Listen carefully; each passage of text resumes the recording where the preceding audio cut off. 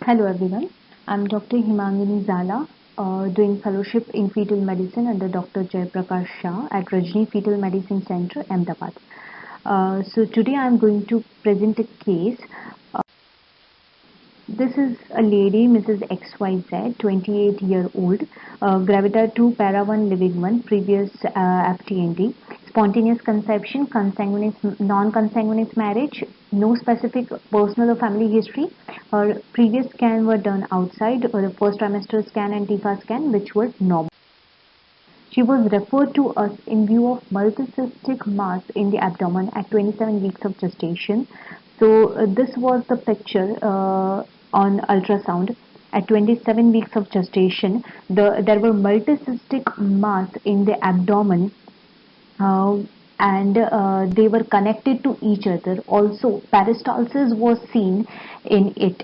Normally, the bowel looks like this at 27 weeks of gestation, but here the small bowel loops were extremely dilated, and measured the dilated bowel loops, and the maximum length was 93 mm and the maximum diameter was 31 mm. So it was small bowel which were dilated. It was seen more towards the anterior abdominal wall, and there were no other fetal abnormalities associated with it. Also, the target sign for NS was seen on ultrasound. So the diagnosis was made as Jejunoileal obstruction. It has reasonably good outcome if it is type 1, 3, 1, 2 or 3A, and so the patient was counseled accordingly and was explained about the types and its outcomes, and also the associated risk of preterm delivery if in case severe polyhydramnios develops, and then the patient was asked to follow up monthly. Patient came to us for follow-up at 31 weeks of gestation. At that time in scan, there were multiple 4 to 5 dilated bowel loops were seen of diameter 38 mm, and peristalsis was seen. Also at that time, severe polyhydramnios was developed, and the patient was very uncomfortable because of that. Also, at that time,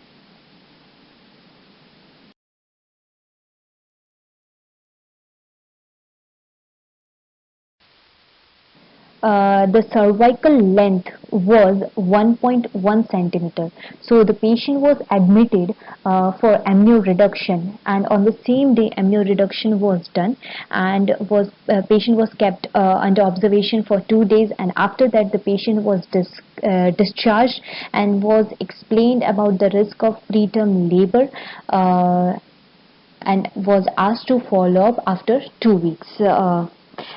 After 2 weeks, the patient came in labor at 33 weeks of gestation, and delivered a male baby weighing 2.01 kg. After delivering, the baby was resuscitated and was sent to NICU for further postnatal investigation and treatment. So these are the X-ray and ultrasonography findings of the newborn. In X-ray, this is the dilated stomach, duodenum and the proximal jejunum. Same here, it is seen the duodenum, stomach and the jejunum were severely dilated.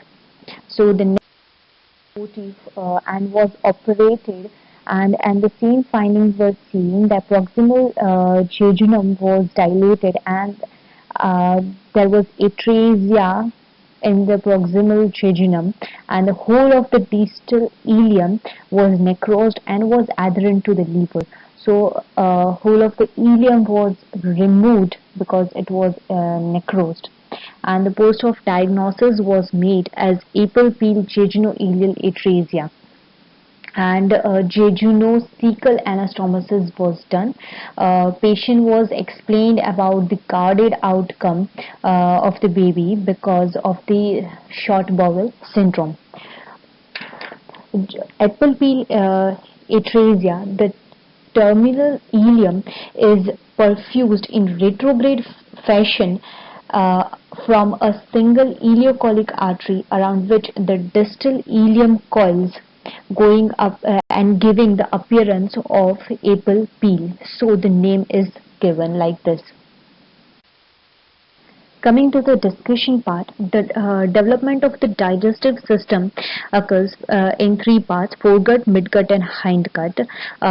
Foregut is supplied by celiac trunk. Midgut, which is from second half of the duodenum to the proximal two-thirds of the transverse colon, is supplied by the superior mesenteric artery, and the hindgut from the distal one-third of the transverse colon to the rectum is supplied by the inferior mesenteric artery. Coming to the normal bowel development and its rotation, that is the physiological herniation that occurs during the fetal life.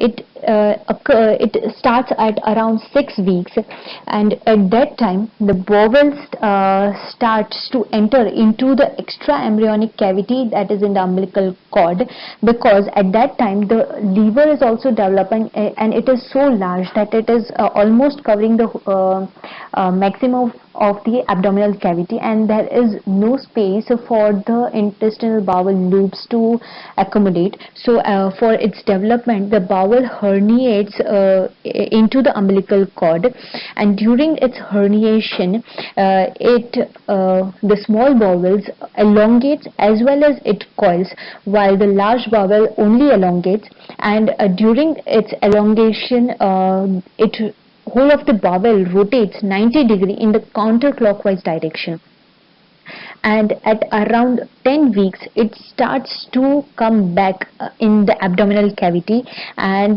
during its regression the bowel further rotates 180 degree in the counterclockwise direction, and so as that the jejunum comes and is located in the left side of the upper abdomen, and the cecum and the ileum are in the right sided lower abdomen. So the total of 270 degrees of normal counterclockwise rotation of the bowel occurs during whole of the process. So till 11 weeks of gestation we can see physiologically herniated intestine through the umbilical cord. Small bowel at 11 to 14 weeks appears echogenic. It is centrally located above the bladder, below the stomach and anterior to the spine.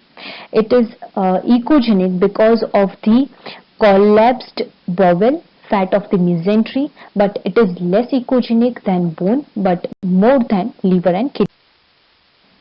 Coming to the discussion part of jejunoileal atresia or stenosis, its incidence is 1 in 2500 to 5000 live births. Atresia is a common obstruction, complete obstruction of the lumen, while stenosis is partial lumen obstruction.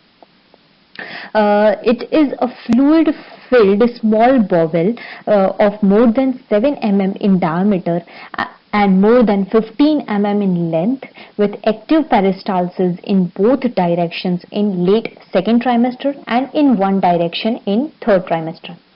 It is more common than duodenal atresia, and the most common sites are proximal jejunum or distal ileum. Coming to the etiology, it is unknown, but in most cases it is the intestinal. It is due to the vascular insult consisting of malrotation, volvulus intussusception, internal hernia, atresia or torsion of the feeding artery during the rotation of the midgut, intestinal duplication cyst, meconium ileus, gastroschisis. In apple peel atresia, the etiology is vascular occlusion of superior mesenteric artery branch. Complications of atresia are meconium peritonitis. Concurrent bowel abnormalities are colon atresia, esophageal atresia, anorectal atresia, and enteric duplications. Surgical classification, it is divided into 4 types.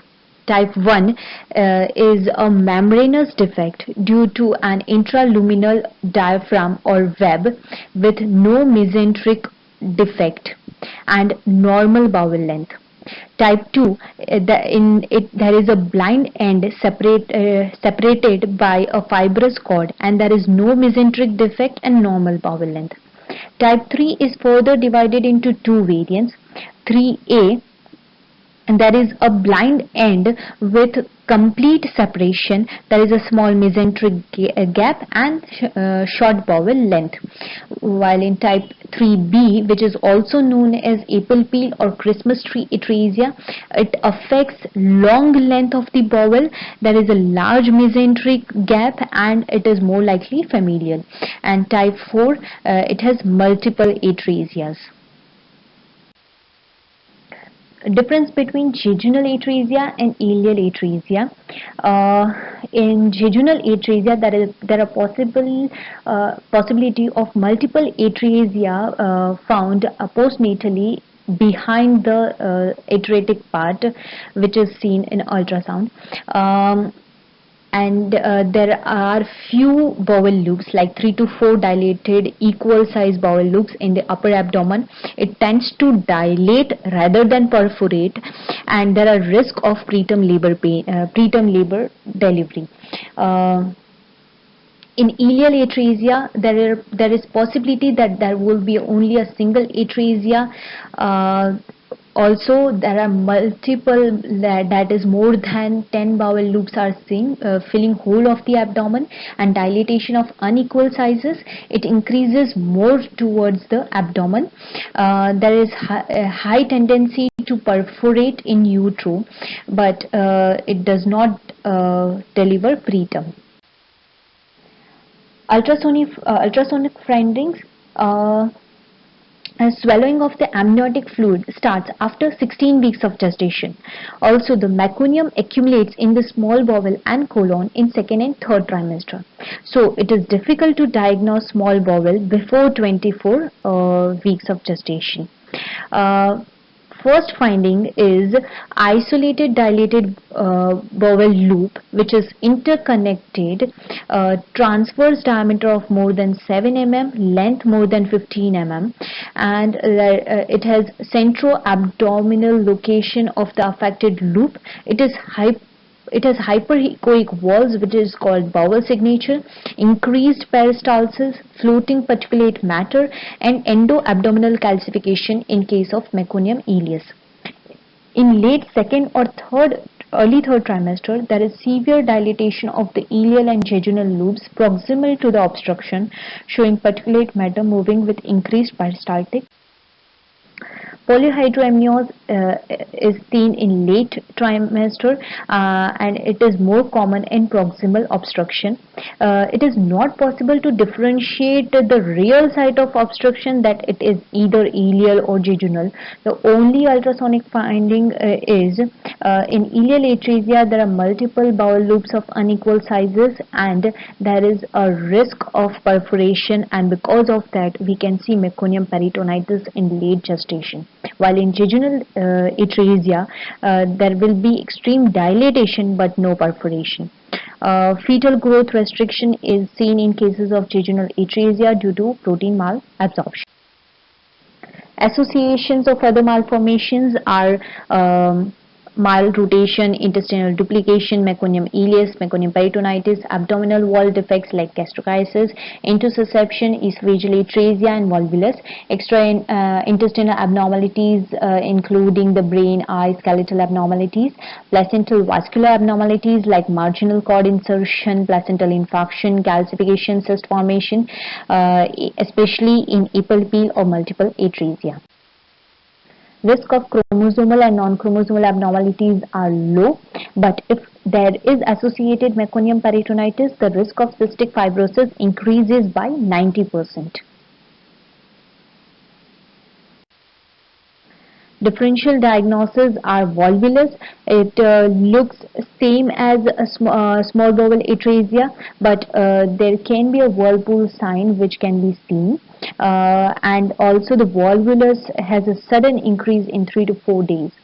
Congenital diaphragmatic hernia It is seen as uniformly dilated small and large bowel loops with hyperperistalsis, and it covers whole of the abdomen, and in few cases we can see gushing out fluid from the anus. Dilated unilateral ureter, but it can be differentiated by tracing its origin and its connection to the renal pelvis. Meconium ileus, it can be differentiated by seeing echogenic bowel, which is due to the increased consistency of the meconium, and sometimes meconium pseudocyst can also be seen. Hirschsprung disease, but it can't be diagnosed antenatally. It is only diagnosed once the newborn has came and not passed meconium. Prenatal counseling, it depends, patient is explained about the prognosis, which depends on the site of atresia, type of atresia, associated complications, time of intervention, maturity of the fetus during the delivery. And also patient is explained about the risk of delayed anastomosis because of the disproportional size of the proximal and the distal bowel loops. Also the risk of short bowel syndrome in type 3B and 4 has also to be explained. Obstetric management, genetic study is not recommended as there is low risk of chromosomal aberrations except in case of echogenic bowel or meconium peritonitis, where genetic study plus cystic fibrosis mutation study has to be done. Serial sonographic surveillance is done to observe for the development of polyhydramnios, ascites or meconium cyst formation. Risk of preterm delivery in cases of late onset but severe polyhydramnios, amnio drainage in selected cases can be done to reduce the uterine overdistension and the associated risk of preterm delivery. Delivery in tertiary care center, there will be a need for in utero transport of the increased, as there is increased risk of preterm delivery and FGR. Furthermore, surgery has to be carried out immediately after birth in most cases. There is no indication for cesarean section, but only in obstetric indication it has to be done. Also, severe polyhydramnios leads to malpresentation of the fetus. Neonatal treatment, immediate nasogastric decompression is to be done to decompress the bowel and prevent perforation and minimize the risk of aspiration at the time of anesthesia induction. Also, IV fluid administrations to correct the fluid and electrolyte deficit. X-ray to verify the tube placement and suggest the level of obstruction. Air throughout the intestine with proximal dilated loops of the bowel is suggestive of jejunal stenosis. Emergency upper gastrointestinal contrast study can be done to rule out malrotation with midgut volvulus. Although bacterial colonization of the gastrointestinal tract takes 24 to 36 hours to complete, prophylactic IV antibiotics are routinely administered. Associated anomalies should be excluded and surgical correction performed as soon as the infant is adequately resuscitated and prepared for surgery, usually within hours of. Surgical treatment, a transverse supra-umbilical abdominal incision is given. It has excellent exposure to the entire gastrointestinal tract. Removal of the atretic tract and end-to-end intestinal anastomosis is done. In complex cases, two-step procedure is done, initial ileostomy followed by anastomosis. In type 1 atresia, to exclude the other distal atresias, it can be assessed after the bowel is opened or the atretic segment is resected by instilling the normal saline into the lumen of the distal bowel. By this way, we can exclude the string of sausages effect of the multiple atresias or associated colonic atresia. In multiple atresia, multiple anastomoses are performed to preserve the bowel length and to prevent complications of short bowel syndrome. To avoid shortgut syndrome, serial transverse enteroplasty technique are performed as a means of preserving bowel length. The size of discrepancy between the proximal and the distal bowel can be minimized by plicating the proximal intestine, which reduces the circumference and may also enhance the motility. During the postoperative period, if not performed antenatally, a sweat chloride test or cystic fibrosis DNA mutation analysis can be performed in cases of atresias associated with meconium peritonitis. Prognostic indicators: without surgery, the mean survival is 6 days only. With surgery, when full term and no associated complications are there, mortality is less than 12%. In distal the site of atresia, better the prognosis, almost 100%.